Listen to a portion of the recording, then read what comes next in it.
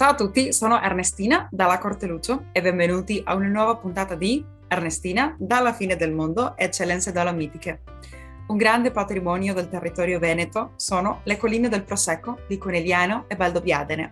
E oggi abbiamo con noi Giovanni Carraro, giornalista, scrittore e socio sostenitore della Fondazione Dolomiti UNESCO e Colline del Prosecco di Conegliano e Valdobbiadene, lui ci racconterà di questo straordinario patrimonio e del cammino del Prosecco. Ciao Giovanni, benvenuto, è un piacere averti oggi qui con noi. Ti saluto, come va?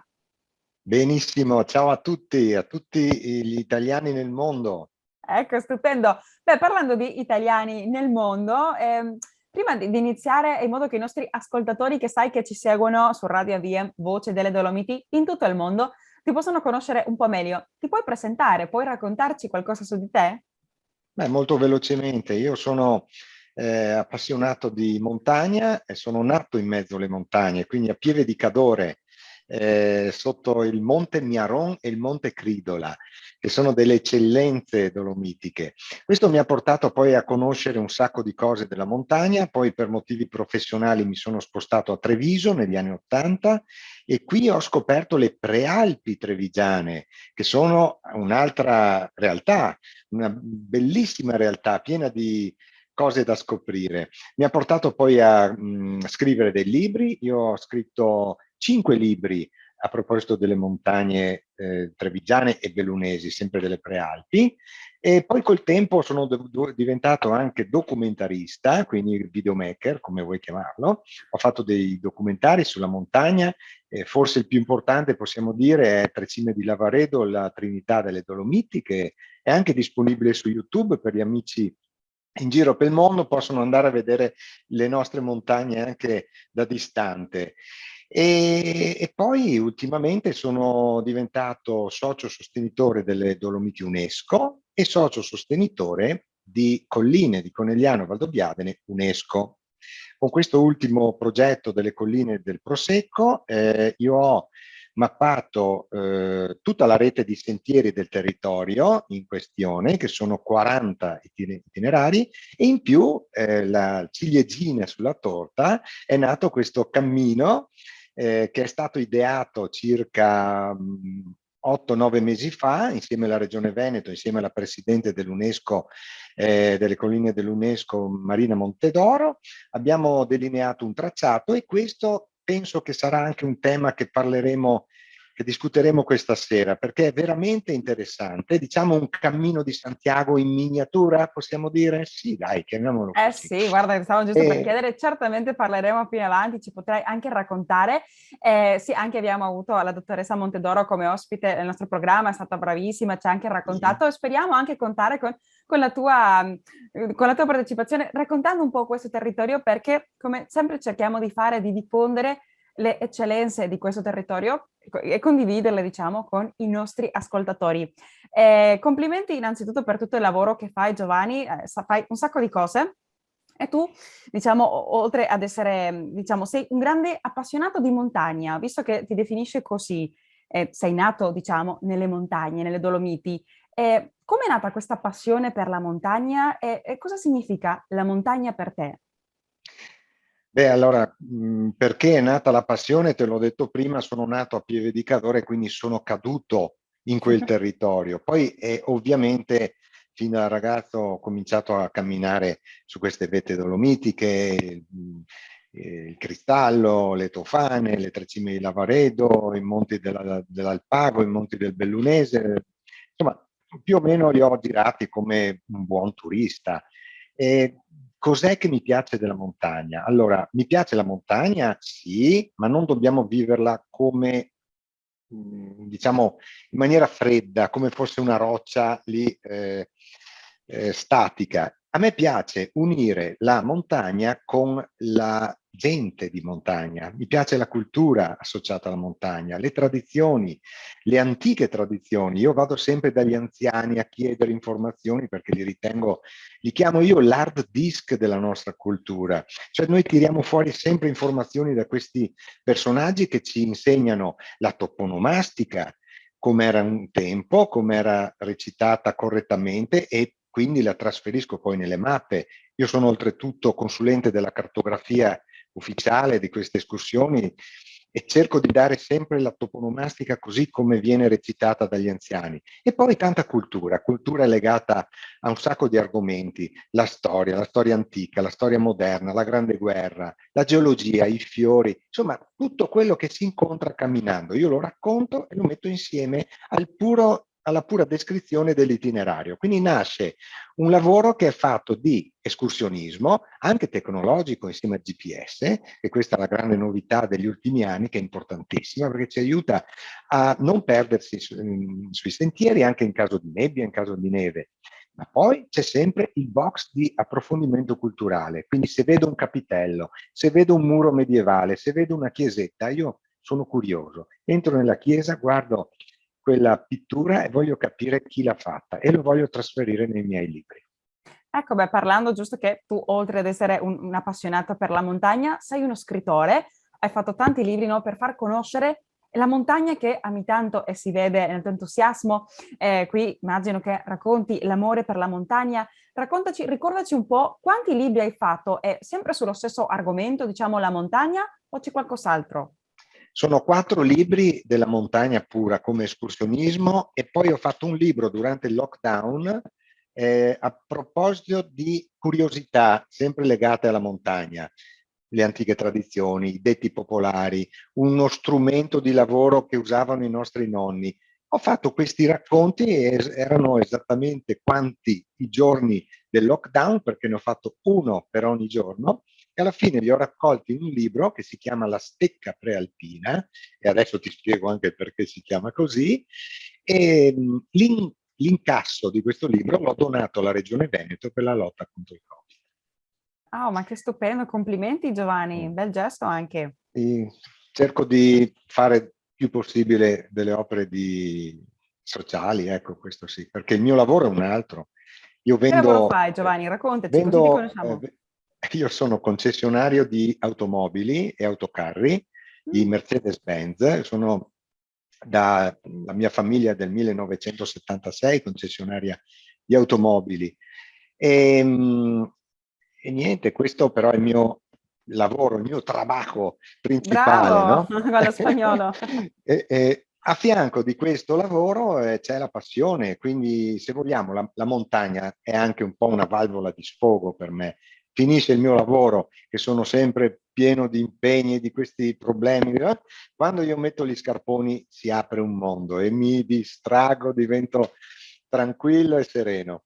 Ah, che bello quello Volevo di... dirti Sì, il dimmi, dimmi. perché della stecca prealpina. Chi si Dai. ricorda della Naia, la Naia, c'era la stecca ed era una sorta di asticella dove si segnavano i giorni che mancavano per finire i 365 giorni della Naia, no? E si chiamava stecca. Per cui io l'ho chiamato questo racconto ogni giorno di un racconto per 47 giornate di lockdown, l'ho chiamato la stecca prealpina per trasferirla al mondo prealpino, ecco perché il titolo. Molto interessante, mi viene subito un'altra domanda, no? Perché ti avevo sentito i 47 giorni di lockdown, sai che l'Argentina, anche la fine del mondo, come viene chiamata da tanti anche da Papa Francesco, ha avuto uno dei lockdown più lunghi al mondo, più di 300 giorni. Mm. Ma ti volevo chiedere, un uomo così attivo come te, come hai attraversato questo periodo di isolamento? Tu che vivi in montagna, tutto il tempo libero che hai, come che hai vissuto Eh. quella parte? Beh, ho lavorato a distanza, quindi come siamo adesso con Teams oppure con Zoom, e poi per il resto scrivevo sempre queste mie riflessioni ed è per quello che è nato il libro. Quindi cercavo di tamponare un po' questo problema di lockdown con la scrittura.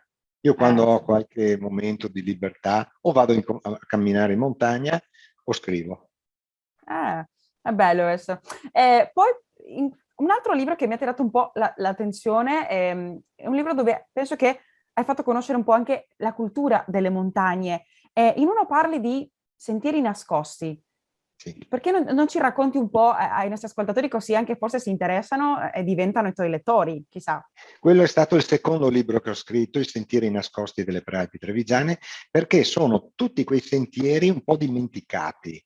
Noi quando andiamo a camminare Mhm. magari Gli ascoltatori non so se conoscono questa zona di Revine, di Valdobbiadene, di Vittorio Veneto o del Nevegal, del Visentin. Ecco, lì ci sono degli itinerari molto belli che sono abbastanza noti, quindi si va in cresta, si fa la passeggiata, c'è un sacco di gente, però non si pensa che a 100 metri di distanza, magari nascosto da un albero, parte un altro sentierino che ha magari origini antiche. E io sono andato alla ricerca di tutta quella serie di sentieri antichi che erano un po' le autostrade dei nostri nonni, perché queste persone andavano in alta montagna a fare il fieno, a produrre i latticini in malga e utilizzavano questi sentieri. Adesso purtroppo sono invasi dalla vegetazione, ma un po' alla volta, grazie all'aiuto di tante associazioni, sono riuscito a metterne a posto parecchi.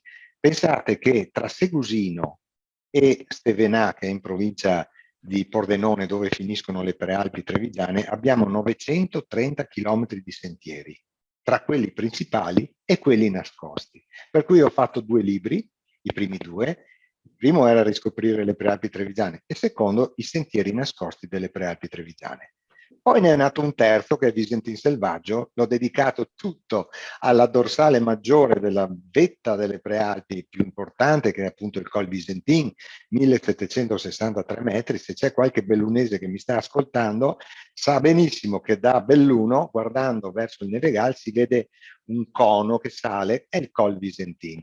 Ecco, io ho dedicato un libro specifico per quella montagna, perché ha 53 sentieri nel lato sud, quello più impervio, quello più difficile da affrontare, che erano sentieri che stavano per essere dimenticati. Io ce l'ho messa tutta per andare alla ricerca delle informazioni, per raccontarli, e quindi è nato un libro tutto dedicato al Visentino. E quindi ci sono questi 3.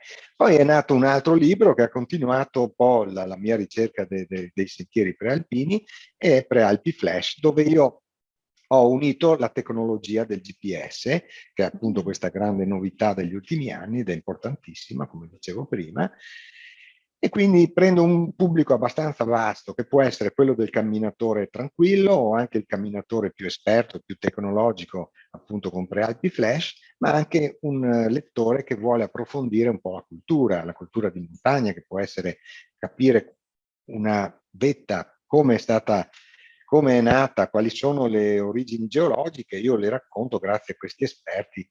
Pensa che ne ho più di 200 di esperti che hanno lavorato insieme a me, tra botanici, geologi, storici, archeologi. E tutti mi hanno aiutato tantissimo, io cerco sempre di dare una mano a loro, loro la danno a me, e quindi si è creato un network veramente magnifico. Oggi posso dire che sono soddisfatto perché ho in mano le Prealpi, le posso raccontare anche a voi amici di tutto il mondo, insomma.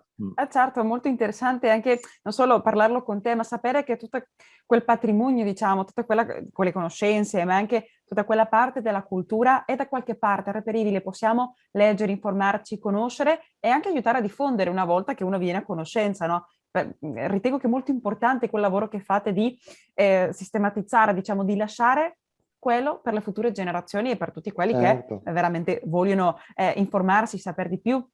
E questo mi viene da chiederti, tu Giovanni, un sentiero particolare, forse del Bellunese o anche del Veneto, che consigli ai nostri ascoltatori di fare almeno una volta nella vita? Ah beh, per me uno dei più belli in assoluto è il sentiero che da Pian delle Femmine va in cima al Visentin. È abbastanza lungo, però sembra di volare. È come prendere un biglietto in business class su un 747. Si parte e si vola. Io lo Ma quanto consiglio alto è, tantissimo. scusa? Quanto in Come alto è? quota? E beh, Sì. arrivi a 1763 e parti a 1400 circa. È tutto un sali e scendi, visiti le malghe, visiti queste pose o lame, che sono queste pozze d'acqua dove una volta si portavano le mucche ad abbeverare, e anche adesso ci sono ancora delle organizzazioni che portano queste mandrie di mucche. E poi si vedono queste casere diroccate, che c'è tutta una storia. Insomma, ce ne sarebbe da raccontare. I film di Giuseppe Taffarel degli anni 60 raccontano molto quella zona lì. Quello che poi mi ha insegnato tantissimo a me questo regista. Ce ne avrei tante da raccontare, dovremmo fare più puntate. Ma è un invito che accetto volentieri, Giovanni, ti aspettiamo certamente in altre puntate, sarà un piacere perché hai tanta esperienza, conosci tanto e si vede anche la tua passione per questo argomento, si vede quanto sei felice quando parli di questo, diciamo, è veramente un piacere anche sentirti. Bene. Poi c'è tutto l'argomento nuovo delle colline del Prosecco, quello ha aperto un capitolo in più oltre le Prealpi, no? Lì, Certo, e anche con tutta quella diffusione che volevo chiederti perché tu oltre ad essere un appassionato per montagna, scrittore, sei anche un giornalista, se non sbaglio. è Raccontaci tutto un nato po'. di conseguenza, no? Ma Perché certo, scrivendo i diffondere, no, in libri, tutto quel mondo. Raccontaci un po' com'è la tua esperienza come giornalista, ma anche so che hai fatto qualcosa in televisione, no? Dove immagino fai conoscere le montagne. Dimmi. sì, allora sì, dalla scrittura del libro poi è nato un po' tutto il resto. Quindi sono nati i documentari, perché ovviamente volevo portare anche con immagini tutto ciò che raccontavo scrivendo. Ogni tanto scrivevo su questi settimanali diocesani tipo l'Azione, che mi ha aiutato tantissimo a introdurmi nel mondo della scrittura di quotidiani e di settimanali. E poi recentemente mi sono dedicato esclusivamente al Gazzettino, più che altro perché diciamo è una famiglia con la quale mi trovo molto bene. Non voglio poi frammentare il mio tempo a disposizione in tanti canali di uscita, quindi ho deciso di dedicarmi al Gazzettino. Quindi io scrivo nella cultura del Gazzettino, faccio spesso delle pagine, non so se conoscete, ma il Macro è una pagina intera che viene sì, ogni giorno praticamente. Io ogni tanto scrivo, recentemente ho fatto un articolo a proposito dei ghiacciai che si stanno ritirando. Anche da voi penso che avete questo problema. Qui l'abbiamo nel Comerico, l'abbiamo sviscerato con un documentario che presenterò a fine di questa settimana, è l'ultimo mio lavoro, si chiama Popera, gli antichi ghiacciai. I bellunesi del Comelico conoscono bene questo gruppo montuoso, è fantastico, è molto variegato, è pieno di guglie, di vette, e abbraccia un territorio molto vasto e lì c'erano degli antichi ghiacciai. Basta sfogliare qualche mappa di circa 50-60 anni fa e si vede proprio scritto, disegnato a mano questo ghiacciaio alto, il ghiacciaio del Vallon Popera, il ghiacciaio pensile. Se voi andate oggi vedete sabbia, ghiaia, quindi non c'è più niente. Con i droni siamo saliti in questo vallone, abbiamo visto esattamente come fosse l'acqua alta a Venezia, il segno sulle pareti sopra roccia scura, sotto la roccia biancastra, che era il segno di dove passava il ghiacciaio. 50 metri di spessore fino alla Grande Guerra. Questi sono segnali veramente tangibili, perché sapete bene che il discorso del riscaldamento terrestre poi viene un po' tirato per la giacca anche dalla politica, no? Quindi non si capisce mai dove sta la verità. Io vi assicuro che al di là delle questioni politiche, andare sul Popera con il drone e vedere queste cose vale per tutti. Il problema esiste per tutti, quindi dobbiamo fare qualcosa e dobbiamo farlo in fretta. Ah sì, e tu sei anche un filmmaker e so che anche ti piacciono molto i drone, questi attrezzi che ci permettono di volare come un uccello. Dimmi tu, come vedere la montagna da un'altra prospettiva, diciamo, da un altro angolo e tutti questi paesaggi per te? Beh, allora, è sempre legato ai documentari. A un certo punto ho dovuto per forza di cose comprarmi un drone e l'ho comprato molti anni fa, ancora per chi conosce i prodotti, il Phantom 1, quindi era veramente agli albori, non c'erano neanche le telecamere, quelle che siamo abituati a vedere adesso sul cellulare o sul display. C'erano le GoPro, dovevi schiacciare il tasto a terra e poi partivi e andavi un po' a occhio, quindi facevi il giro e quando tornavi a casa e tiravi fuori la scheda capivi se avevi fatto bene o male il tuo lavoro. Poi ho preso il primo brevetto ormai, quanti anni fa? Saranno, credo, 6, 7, 8 anni fa più o meno, i primissimi brevetti. Poi è arrivata una normativa dell'ENAC, che è l'ente nazionale dell'aviazione, che ha cambiato i regolamenti, quindi ho rifatto gli esami e adesso ultimamente ci siamo adeguati agli regolamenti europei, l'EASA, e quindi devo rifare per la terza volta gli esami. Sono sempre a scuola con i droni. E quindi con il drone si vedono dei punti di visuale completamente diversi, no? Io lo chiamo il terzo occhio di noi videomaker. Sapete che poi è diventato anche un po' inflazionato il drone perché chiunque lo usa, si va al matrimonio, che poi è anche illegale, tra l'altro, per volare sopra le persone. Non so lì da voi in Argentina che normative avete, ma presumo che sia molto simile. Qui da noi non si può volare sopra le persone, dobbiamo rispettare dei confini molto specifici. Quando si va in Dolomiti ci sono i parchi che danno dei regolamenti molto, molto severi, però io cerco di volare sempre secondo la normativa e cerco di dosare la quantità del video, soprattutto non esagerando, perché se tu fai un documentario dove c'è tanto drone, dopo un po' l'utente cambia canale, gira e va su... Non so che canali avete lì in Argentina, va su Canali un il po' di tutto abbiamo. canali nazionali, va su Rai Italia, ecco, Rai Ecco, Italia. possiamo anche vedere Rai Italia, che invitiamo certamente anche a guardare lo spazio.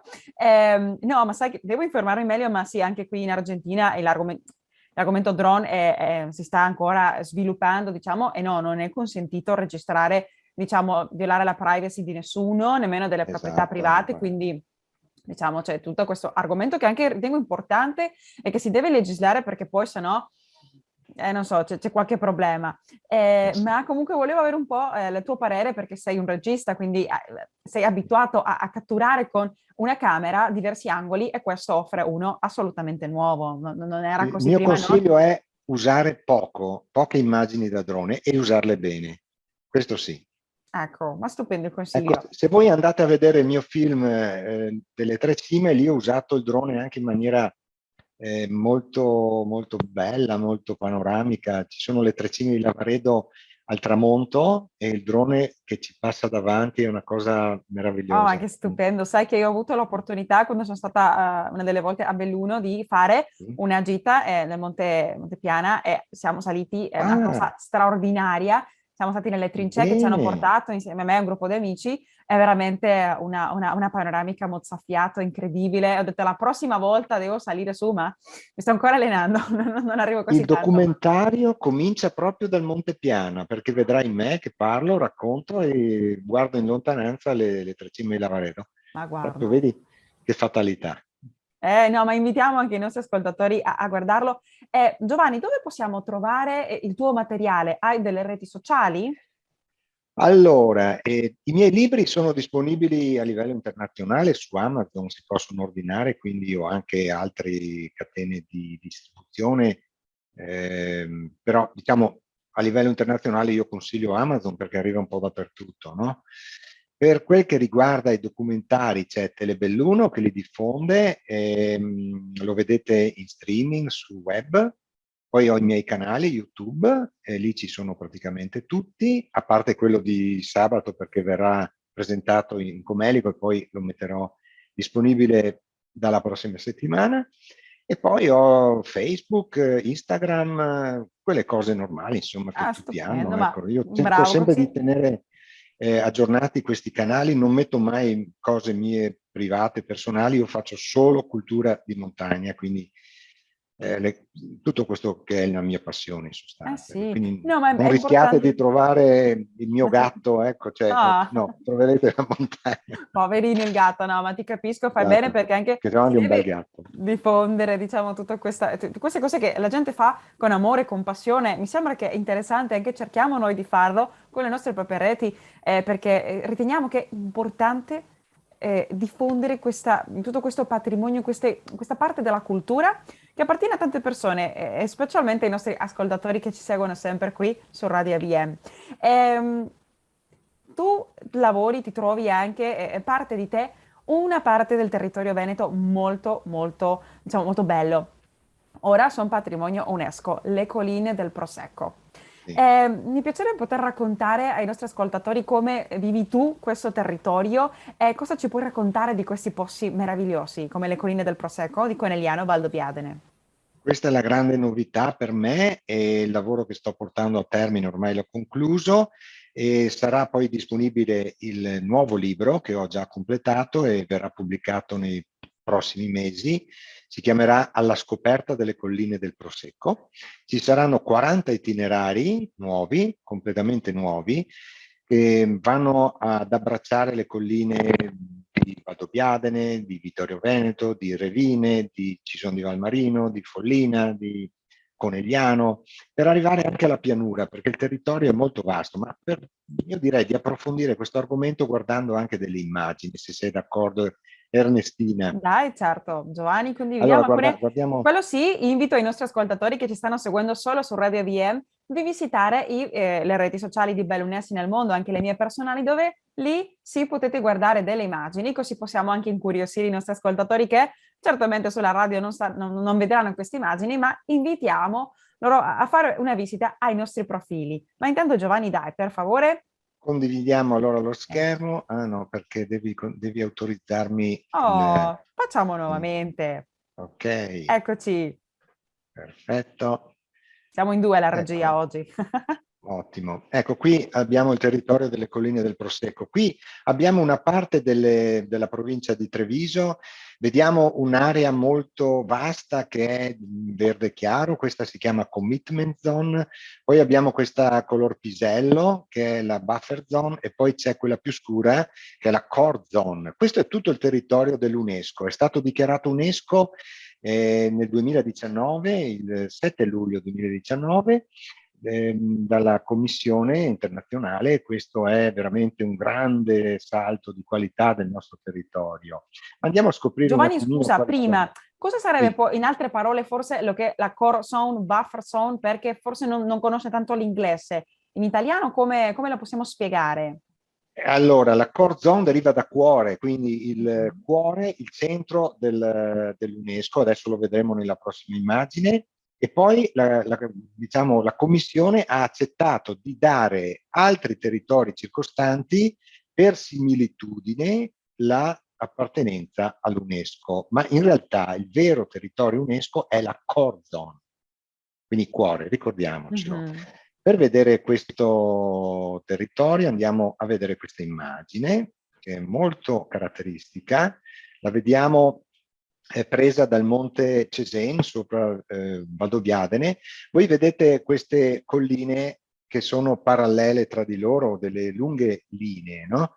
Questo è l'aspetto geologico molto importante che l'UNESCO ha decretato come patrimonio dell'umanità, ovvero una lunga serie di colline parallele tra di loro, chiamate in inglese hogback, mentre in italiano le chiamiamo colline a corda, perché sembrano le corde di una chitarra parallele, appunto.